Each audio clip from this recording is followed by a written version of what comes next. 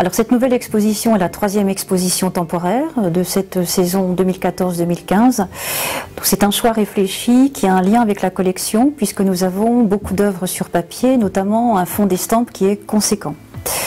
Donc pour la première fois, nous exposons des planches originales de bande dessinée et donc la bande dessinée d'auteur qui est pour nous un travail exigeant. Donc la volonté aussi, c'était de mettre en relation ces images, donc ces anciennes images, effectivement, qui font référence à l'école germanique du XVIe siècle, parfois, mais aussi à des images beaucoup plus récentes, plus modernes, avec notre collection.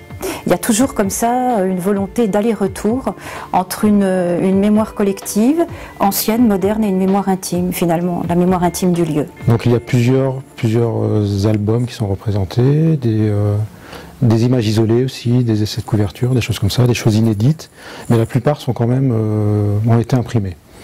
Donc voilà, c'est quelque chose de particulier, c'est comme des manuscrits, normalement qu'on ne montre pas, mais là qu'on a essayé de mettre sur des murs pour montrer aux gens le travail d'une manière concrète.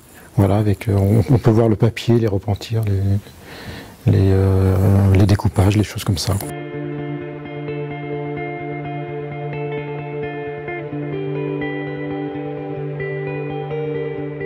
Alors là, il y a beaucoup de planches d'un projet qui se passe au XVIe siècle, mais en fait, je m'inspire beaucoup de ce qui se passe autour de moi, sur Internet, dans les journaux.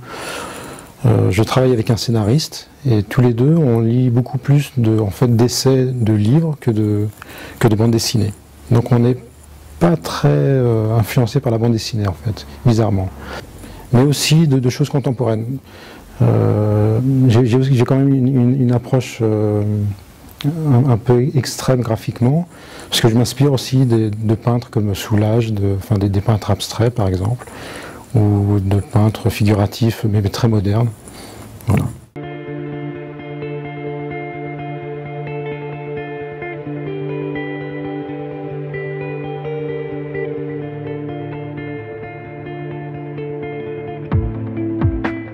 Je fais partie d'une génération d'auteurs qui sont apparus dans les années 90, à une époque où il y avait beaucoup de choses à faire en bande dessinée. Donc il y a eu un espèce de jaillissement. Et on travaillait en noir et blanc parce que c'était économique. Voilà, il y a une question financière. Mais aussi, c'est peut-être plus proche de l'écriture, c'est plus abstrait. Alors il y aura 2 visites guidées le samedi 14 mars à partir de 15 h et puis une visite guidée le dimanche 29 mars de 10 h à 12 h présentée par David Kiefer.